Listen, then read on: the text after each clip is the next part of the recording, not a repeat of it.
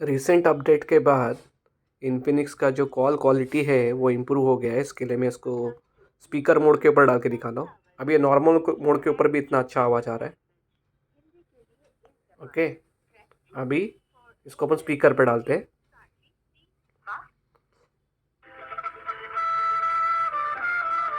Landline सेवाओं के लिए एक दबाएं। देखिए इतना दूर से भी अच्छा रिकॉर्ड हो रहा है। अभी इतना प्रॉब्लम नहीं है। शायद इन्होंने कुछ ये नए अपडेट में फिक्स किया हो। ये देखो इतना दूर से। अभी थोड़ा फैन लगा के देखते हैं होम एनवायरनमेंट में।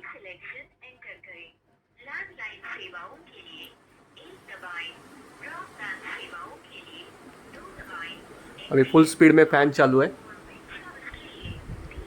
अभी देखो 2 दबाए।